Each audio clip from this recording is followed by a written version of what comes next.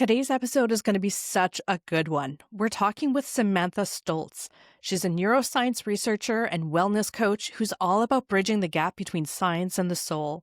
We're diving into what burnout really looks like beneath the surface, how to restore balance through mind, body, and energy practices, and the small but powerful shifts that can help you create habits that actually last. So if you're feeling drained, stuck, or just ready to shine a little brighter from the inside out, then you're definitely going to want to stick around for this conversation. Welcome to The Codependent Doctor, a podcast where we unpack the messy, beautiful journey of healing from codependency. If you're burned out from people-pleasing, stuck in unhealthy patterns, or just tired of putting yourself last, you're in the right place. I'm Dr. Angela Downey, a family doctor and fellow codependent, and I'm here to help you reconnect to your authentic self, one honest conversation at a time. Here we go. Hello to all my wonderful podcast listeners, and welcome to the 57th episode of The Codependent Doctor. I'm your host, Dr. Angela Downey, a family doctor and fellow codependent, who's here to help untangle our patterns, heal our hearts, and reclaim our peace. For today's episode, we have a guest with us. Samantha Stoltz is a neuroscience researcher, a wellness coach dedicated to helping people integrate science and soul for lasting transformation. She holds a bachelor in biology and is currently pursuing a master's in applied biomedical engineering at Johns Hopkins University. Samantha is the founder and host of the Shine In and Out podcast, where she explores topics at the intersection of personal growth, energetic health, and holistic success. So welcome, Samantha. I'm so glad that you're able to join us today. How are you doing? I'm wonderful. Thank you so much. Good. I'm so excited to have you on the show. I think that what you're doing is really special, bringing together neuroscience and wellness in a way that actually helps people connect the dots between science and the soul. That's such an important conversation to have, and I know that my listeners are going to get so much out of hearing your perspective. So one of the traditions on my show is that we discuss what we're grateful for, because when we stop and think about the things that we're grateful for, it really helps our brains focus on what's working instead on what's missing or what's broken. So I'd like to ask, is there anything that you're especially grateful for today? Absolutely. I mean, among all of the things I'm grateful for, something that's unique today is the realization of even the small reminders that we have that there is so much good in the world. Yeah. If we choose to look for it. For sure. That just has been my awe-inspiring thing of the day. And it's there. Sometimes it's harder to see, but it's good to look at it and to look for those things. For myself, I'm grateful for fresh air, which is such a simple thing that we take for granted, but I live in Manitoba in Canada, which is just north of North Dakota, and my province has been on fire for most of the summer. And it's only recently that we've really started having some smoke-free days. So I feel like even though the sun's been out, it's been kind of blocked out by this haze. You smell smoke every day, and it's really hard on people who have like asthma or other lung conditions. So I'm glad that the fresh air is finally coming back. And for anybody who is relocated, they're finally, able to start going home. So I am so grateful to finally be able to enjoy some of the summer. That is huge. Good fresh air that comes with it. Yeah, last summer with the fires in Canada, I was in Maryland and there was smoke coming through there, and we had all these warnings. So Samantha, you are a neuroscience researcher and a wellness coach, and that's a really unique combination of skills. So can you share a little bit about your journey and what inspired you to start your podcast, Shine In and Out? Sure. My journey is characterized by both curiosity and my personal struggles. I have always been fascinated by science because it didn't come as naturally to me as, say, literature, psychology, humanities. All of that was just like my automatic zone of genius. But the science was hard. And I realized that all of the most satisfying things for me came from the most challenging things from the beginning. So I said, you know what? Every time I am uncomfortable, I grow, and I am inspired to study for science, even though it's scary. And I actually did better in organic chemistry than I did in accounting, because which is considered the hardest class, of the degree. And just because I enjoyed studying for it, I could bring myself to want to practice. I loved it. It's like I was solving a puzzle. So as a neuroscientist, I spend my days trying to understand how our biology shapes the way we feel and how we feel shapes our biology.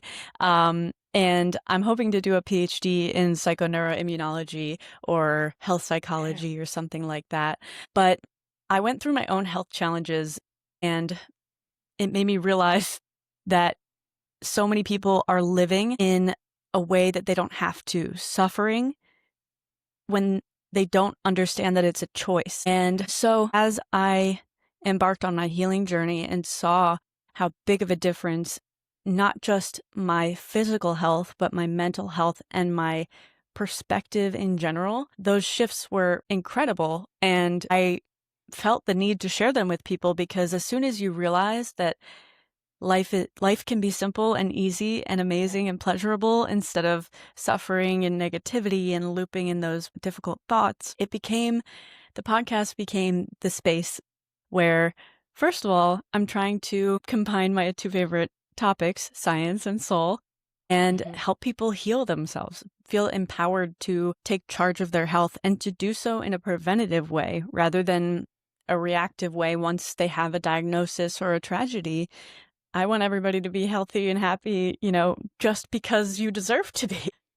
I love how you mentioned that negativity is a choice, and being stuck in negativity is a choice that we make, because you can choose to be the opposite. And that's what your podcast is all about, is working towards getting there. So you said that you're passionate about bridging the gap between science and the soul. And so what does that mean to you? Yeah, it's definitely two worlds that aren't naturally combined, and many people think that they're mutually exclusive. But when I talk about bridging the science and the soul, what I mean is honoring both sides of what make us human.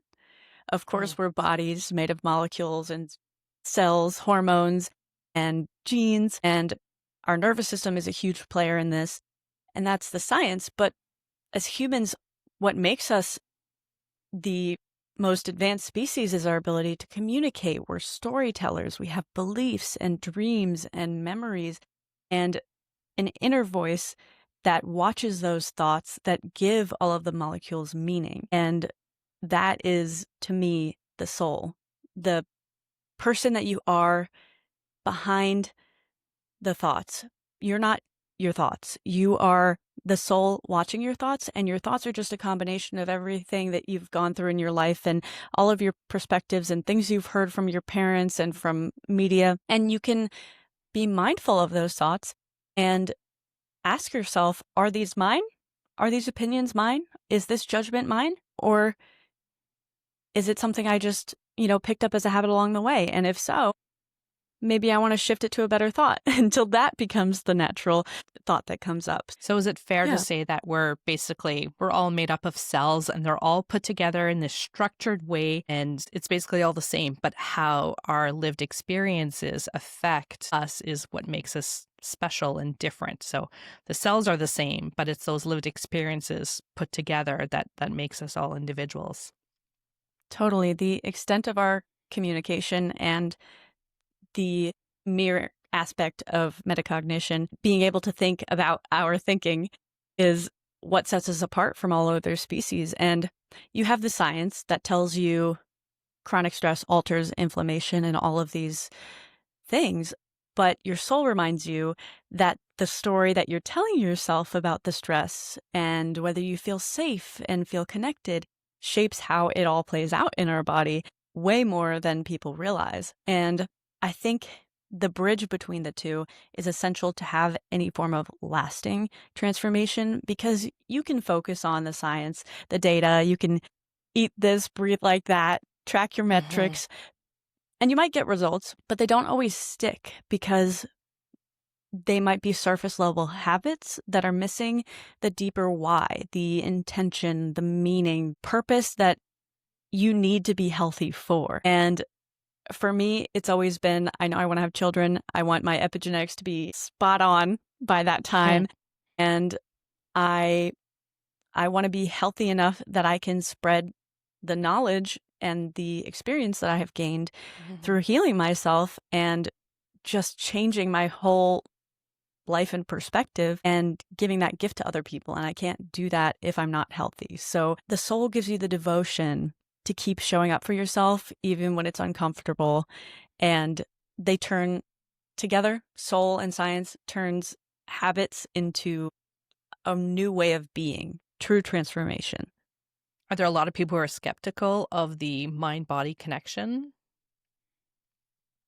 I've definitely seen it. I think now less than ever because we are developing the tools to quantify the mind body Mhm. connection, especially, the gut brain axis and all of those things. I remind people that your thoughts and emotions are signals and they run through very real biological pathways. Your brain talks to your body. And even if you just tell yourself something, the placebo effect, for instance, if they did a study where actually there was a really radical study where they did placebo surgery on people and they were able to walk after, even though they had only made an incision and then Wow. stitched it back up. So when Interesting. somebody is diagnosed with something, it's so important to get across one, that the doctors should be showing confidence in their treatment plan because people listen to their doctors and the body responds. There's another study that they did those histamine tests, the prick tests, and when the doctor came in and put hydrocortisone or something, antihistamine, and told them that it was going to make it better, 10 minutes later they came back, the rash was better, and they told the experimental group that it was going to get worse, same cream, and the rash got worse. So it's, first of all, the ideas that we're putting into patients' heads, very important to make it clear that a positive expectation of your health outcomes and the trust in your body are so much more powerful than you realize. And staying in that fear instead of the hope can actually be the difference between life and death. For sure. Interesting. You see it all the time when somebody kind of loses hope in their ability to recover from something, they deteriorate much faster. Yeah, absolutely.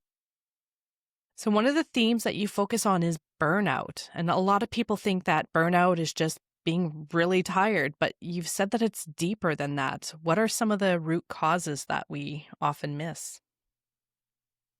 So I explain it to people like evolutionarily as hunter gatherers or as predator prey. We are meant to have a stress response in an acute moment. So a predator is chasing you, you get fight or flight, you run, or you hide, or you freeze, whatever, but then you move out of it back into rest and digest. The way that we live today has so many people living in consistent fight or flight, and Mhm. it breaks my heart to see it, especially now that, I've identified it in myself and recovered from it. The people that I love, are doing it. And even when I talk to them, they're like, "Oh, no, I'm not doing that. I'm like good all the time." And I'm like, "Okay, I thought I was good too." Yeah. Love for you to look into that. But Yeah. so it's not just in your head. It's your stress runs so long, the chronic stress, that your hormones, like your cortisol, gets out of rhythm, your nervous system stays stuck, and your cells stop making the energy efficiently. And that constant pressure creates low-grade inflammation and Mhm. can get in the way of your memory, your focus, your emotions, your motivation for sure. And Yeah. so it's, if you think about having even a common cold and what our body tells us to do with that level of inflammation, it's rest, don't get out of bed, don't do anything, Mhm. kind of isolate yourself socially, don't really want to eat, all of those things. Those things are also in depression and in any type of low level inflammation that you may have, which is pretty much a direct correlation to the stress that you're putting yourself under. So I always encourage people to acknowledge that correlation and inflammation is I mean, behind all of the human diseases I can think of, neurodegenerative, cardiovascular, aging in general, all of it. It's amazing when people are sick, when we've got a cold, we don't take the time to rest anymore. We don't take the time to take care of ourselves. We just take a pill that's going to Mm-hmm. make us less drowsy. It's going to clear up our sinuses because we are going to push through. We're going to go to work anyway. We don't take time for ourselves for any reason anymore, and it does contribute to this constant fight or flight response, right? There we perceive threats at every corner, every time we turn around, whether it's an exam that's coming up or whatnot. And we're stuck in the state of constant anxiety. It does wreak havoc on our bodies, and we don't take the time that we need to rest and Yeah. recoup our energy. So when you It's think about, go ahead. crazy to me, like on Yeah. the systems level, that those things are touted as what we're supposed to be doing. First of all, Yeah. my old company that I worked for would make people come into work when they're sick. Okay, so you're okay with having more employees getting sick Hmm. and having everybody out? Or, And having you everybody know, be less productive for you. yeah, Yeah. and not letting people rest so that they can come back and be their best selves. Sure. It's something in the systems that I would love to see more leaders implementing the Yeah. ideals of caring for oneself and creating that balance between work and self-care. Um, and I Yeah. We hope, we can make that movement happen. For sure. And we look at people who come into work even though they're sick, and we rejoice that they're there and you're so strong and you just keep going. So there's this hustle culture where we just Oh, feel yeah. this need to keep going, right? Where it's bred into us almost to just keep going even though you're not well. Yeah. So when you talk about holistic wellness, you include not only just the mind and body, but energy as well. So can you walk us through that integrated approach and what that might look like in everyday life? Yeah. So holistic wellness means looking at yourself as more than separate parts to fix. The Mhm. mind, the body, and the energy are all things that encompass us and that we bring into the world. And in everyday life, you might start your morning with stillness to set your mental tone, nourish your body with foods that support steady energy, and move in ways that keep your circulation and breath flowing. But it's also tending to your relationships and your environment and what you expose yourself to. It's your what you're consuming. You're not just consuming food, you're consuming media, you're consuming news, you're consuming everything that you put yourself in those situations. If you have draining relationships, that is your energy. When you feel that you've talked to somebody and you feel exhausted afterwards, that is your energy telling you, okay, maybe some alone time, or maybe let's be around people that fuel our energy, because there are absolutely the opposite end of the spectrum, people that light you up. And so it's not about perfection or checking boxes. It's about noticing when one or all of those dimensions feel out of sync and gently working all of them together to bring them back into alignment. Because if we always work on them as separate parts, there's always going to be something missing and the symptoms will persist. Yeah, it's a different kind of exhaustion when that energy is out, when you spend all day doing something that goes against what your natural tendencies are. It's a different kind of exhaustion. Yeah, so many people don't know what their natural tendencies are, though. They don't take the time to Hmm. sit with themselves and get to know what their true values are. And you see so many people unsatisfied with their life and they don't even know why, because they don't know what they want. And you can't get what you want if you don't know what you want. So Yeah. even just sitting, forcing yourself to not be entertained or overstimulated for a moment and focusing on you and getting to know your soul self, not the self that, you know, society allowed to come about. That Yeah. can be so powerful. It's scary trying to get to know yourself and Yeah. allowing other people to know the true you. It's a lot easier to go with the flow and go with what society tells you that you should be doing. So I can understand why it might be easier for Of somebody to course. to do that, because it is scary having to sit with yourself and not be It is scary. overwhelmed by all the media coming your way and TV and numbing out. Oh yeah, numbing out is completely the easy way to go.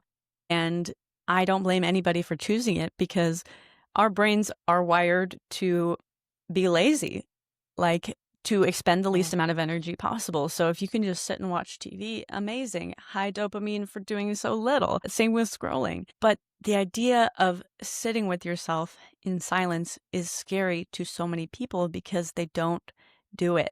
And once you do it, they're afraid of all of these thoughts and traumas and memories coming up. But if you can just sit with them and breathe through it, even for a short amount of time, and little by little show yourself that it's not so scary, that you can do it, and that if anything, it's cathartic, Yeah. your life will be changed forever. Will be And changed. as far as what you were saying about presenting yourself as somebody who you're not, I absolutely did that for a very long time. I was such a perfectionist. I, wanted everybody to like me. Yep. And I just, folded around what I thought people wanted to see and hear. And then I realized that we all have our own perspectives and we have zero influence on each other's and zero control over how people perceive you, regardless of how you're attempting to come across. And so it is literally impossible. We try hard, but we definitely try, but it is literally impossible to do, especially for a mass of people, because everybody has their different upbringing, their different belief systems. And one person might think you're being selfish and another person might think, wow, she takes care of herself. That's amazing. You can't win. So the best thing you can do is be yourself because you also can't lose. And right. Yes, it's scary because you might lose people along the way, but those are people that aren't meant to be in your life if it's so easy for them to step away if you're showing your true colors. And the more you do that, I think it becomes impossible to go back to being inauthentic to your soul because you understand who you are and it feels good to be who you are, even if it's scary. And I would love to see more people being who they are because everybody is their own detailed, perfect individual. And we all have something to share with the world based on those collection of different moments throughout our entire lives and our genes and everything, our ancestors' genes. It's amazing. And if you take the time to acknowledge your personal power in that, I think hopefully more people will allow themselves to be themselves. Yeah. And it takes a lot less energy to be yourself than it is for you to try and create this persona that you're going to be good enough, that you perceive to be good enough for other people. Yeah. So you'll regain a lot of energy just by being who you are and being okay with that. So true. I used to think for so long before I said anything because I was so afraid, like, what if this offends somebody? Let me word this correctly. And now I just throw jokes out there, and if it doesn't fly, fine. I thought it was funny. If you don't like my jokes, I'm going to go over there with those people who do like my jokes. So often it's not just stress itself, but it's the stories that we tell ourselves that's keeping us stuck. So what are the most common limiting beliefs that you see in people and how can they begin to shift some of those beliefs that are keeping them stuck? Absolutely. And I don't want to discount that the stress is there, even though these are beliefs that we can change. The stress is real. But say common beliefs like, I have to do it all myself, or rest means I am lazy, or if I slow down, I'll fall behind, or simply, I can't do it. Those stories keep you running on empty. The shift is when you have the awareness, the belief in the moment where you catch that thought and you say, is this actually true? Debunk yourself, make it funny even. I've laughed over some of the things that my brain comes up with, and I even say laugh at the fear. That's hilarious. Fear, I'm not going to let you get in the way of my purpose. You're so cute for thinking you could, And it's okay that it's there. It's natural that it's there. It's evolutionary that it's there. And you can replace those thoughts. I always say you're not responsible for your first thought because those are programmed through your whole life and everything that you've heard and read and experienced. But the second thought you are completely in control of as long as you are mindful of the first one and asking, is it actually true? Is it a habit, a habitual thought, or is it my soul speaking? And the more you do that, those pathways get stronger. And the more you replace them with the second thought that you would rather be thinking, such as, I'm resting to fuel myself and I will be better tomorrow for it, those become the first thoughts eventually. It's a process and it absolutely is daunting, but one day you will look back and be wowed, amazed that you used to think like that and you didn't have to that whole time. Yeah. Rest is lazy is definitely one of the thoughts that runs through my mind all the time. I'm stuck in this productivity mode and this hustle culture, and I've got so many great ideas. I just want to put them all into play now. And, sitting on the couch in the quiet is hard for me sometimes. And although I can question myself, and is this true? Is rest really lazy? And on a theoretical level, I know that that's not true, and that it will help me to be more productive. But it is something I need to constantly work at. I went on vacation recently. I was gone for a week. I brought my computer with me with the intention of putting in a couple of hours here and there. And I said, it'll be okay to do that. And I didn't open up my laptop once, which was Yay! shocking to me. And I was like, you know what? It's okay. It'll be there when I get home. There is nothing that I have to do right now. But I do need to talk to myself and to remind myself that it's okay to not be productive every hour of the day. So, Absolutely. Sometimes I get home from work and I'm exhausted. And I'm like, I should do this, this, and this. And I'm like, you know what? It's okay. It's okay to just relax. Nothing is dire. Not sending that one email is not going to change anything, right? I can relax tonight and not think about work. And all of those things, those thoughts, those patterns, if you look at how you felt before and how you powered through and came out of it after, especially when you were scared of something, but you did it anyway, and looking back after that moment and thinking, okay, that went really well. I was super scared though, and that was real. Yeah. But next time I'm super scared, I'm going to think of this moment, this relief, this trust that I've built with myself that I can handle anything. And it's okay to start with small, low stakes situations and see it as practice. Yeah, for sure. And it does take time, but eventually you won't have to remind yourself all the time that it's going to be okay. You're just going to know that it's okay, and you're just going to take that time to rest. Exactly. So making these changes in life, these are pretty big changes, and it's easy to get inspired and to make big changes, but it's a lot harder to sustain them over a longer period of time. So do you have any practical steps or routines that you recommend to help create habits that last longer? That's so true. And I've been there. Big bursts of inspiration are super exciting, but that lasting change is built in the small, repeatable steps and in the narrative that you have of yourself and your life.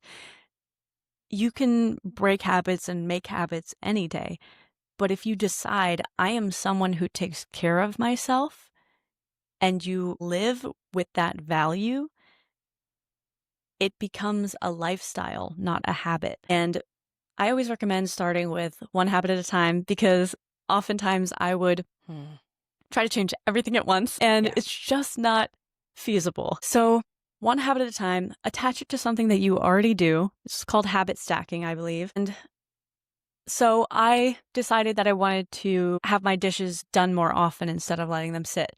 So while I was brewing my coffee and I was waiting for it to come out, I'm not just going to stand there. I'm going to do my dishes and feel amazing that my sink is empty. And that's just a tiny example. But while you're brushing your teeth, you can focus on your breathing. While you're eating lunch, you can choose to do it mindfully and take the extra 5 minutes to go for a walk instead of looking at your phone for a while. That way it becomes automatic, and they're small things that aren't so intimidating, but they do have great effects, and Yeah. they become anchored in your daily rhythm because they're so rewarding. And over time, it is real transformation because your brain wires them as normal, and you can't fathom going back to the way that you lived before because this is so much better in every way. That's amazing. I think, was it the book Atomic Habits? I forget what Yes, the name of the book was, but yeah, you talk I about think it is Atomic habit Habits. stacking. So now Yeah. every time you brew your coffee, you just do the dishes. It's one thing, Yeah. and while your coffee's brewing, you're getting something done, and it feels good. And so now every day, every time you go to brew your coffee, you know that you need to do the dishes. So it is a good way to start building habits as you go Mhm. along, is by stacking them with something else that you already do. Yeah, exactly. Would you be willing to share maybe a time in your life when you hit burnout and what helped you move through it? Yeah, so for me, it happened pretty early. Like I said, I was a perfectionist and was trying to do everything. And I put myself under so much chronic stress that I don't think I was ever not stressed. And I Mm. was completely living in fight or flight all the time. And so by junior year of high school, when I'm preparing for the SATs, on top of everything else, the sports, the clubs, the, leadership positions, and the exams and grades, I for a really long time thought that that was important about who I was, that the production of all A's, the outcome of my hard work, and I thought that exhaustion was just the price of being ambitious. But I remember waking up enough mornings where I just did not feel right. My brain was foggy. My body battery was like 2%, even though I got a full 8 hours of sleep. And I was having aches and pains from that low grade inflammation. And so I decided I have to listen to my body because for a while, I admit it, I tried to push through it. I was like, nope, this is who I am. I am not going to change that. I want to get all A's and, you know, whatever. But as it got progressively worse and my body wouldn't stop trying to tell me these things, I caved. And it wasn't just those habits like the eating better and the exercising, which definitely played a huge part. Diet plays a huge part, movement plays a huge part, but also the shifting of my priorities in general, my outlook on what matters in life. And it took me being unable to do everything that I cared about because my health was so messed up to Yeah. realize that nothing matters without your health. You could have Mhm. all the money in the world, you could have all the friends in the world, but if you can't get up and spend time with them, or you can't stay awake long enough to learn what you're passionate about, and you can't go for a walk, and you can't travel when somebody asks you to go travel, and every part of you wants to, except your body, you're so afraid you can't keep up. Mhm. So I got to that point and I just had to reset everything. And it Yeah. took time. And Mhm. I would say it got progressively better, but so slowly that I almost was in my new normal before I realized it. And Mhm. I just remember being able to walk 1 mile. And that was like a huge deal for me because of all the pain, the joint pain, the muscular pain, sometimes like bone and nerve pain. It just wasn't happening for me for the longest time, being able to walk. I mean, going to the store was like all I could do for the day if I had to go to the store. Wow. So so now even if I do have to force myself to rest sometimes, it is so much more meaningful to me, and that's why I'm trying to teach people to do it before anything happens, so that they don't Mhm. have to go through the same thing, learn from my mistakes, trust me on Yeah. that it's horrible, and Yeah. build your resilience over time so that you never have to get to that point. Yeah. Sometimes it's hard to recognize that you're heading towards that point. Yeah. You kind of get used to being in this state of chaos all the time, that Oh, that yeah, our becomes your bodies new get normal, addicted and to it. you don't recognize, yeah, you don't recognize that you're heading towards burnout. But 100%. it's good that Same thing with abusive relationships. You get addicted to that roller coaster of neurochemicals and hormones, and it becomes your new normal. And it doesn't mean it's good for you, you know? So just acknowledging that, okay, maybe I'm addicted to being stressed all the time. Maybe I'm addicted to the busyness, but it's not who I want to be. I want to be the healthiest version of myself. And that's the first step, just understanding, acknowledging. Right. And then having the courage to step back and really evaluate what's working and what's not working. Yes. Yeah. So if someone is listening right now and they're feeling exhausted, maybe questioning the direction that they've taken in life, what would you say is the first gentle step that they can take to start shining from the inside out? I would say the very first step is to just give yourself permission to notice things. Yeah. Notice what your body feels like. Notice what's at the forefront of your mind and become aware. Sometimes I like to do free-form writing. So, or I'll set a voice memo on and just talk, and stuff comes up that if you don't give yourself that time or that place to put it somewhere, you don't even know what's going on inside your head most of the time. So even if you just sit down, free page of paper, and start writing whatever is in your head, even if this is stupid, it's probably not going to work. But then as more thoughts come in, you continue to write, and it slows down your thinking so much that you are able to observe it, and you get better and better at observing your thinking and seeing what isn't working for you. And oftentimes by the end of a free flow writing session, when I start with a problem, I always end with, oh, wow, I just did therapy on myself. Right. I saw that you have this free little book for a better life on your website. Is that where people can find that? I can probably put it in the show notes as well. It's what I consider to be the infrastructure, the perspective shifts that you should be reading every day. I don't care if it's on the toilet in the morning, to remember to shift those certain perspectives, and everything will fall into place from there. I wrote it before I was giving a presentation, and I had a bunch of them printed and handed them out at the end. And it's just some of the things that I've learned that are at the forefront of that infrastructure to becoming your happiest and healthiest self. So I also recorded a video for people who prefer to listen or wanted to hear more about it than just reading the brief, bullets on the pages. Sure. But I was excited to share that.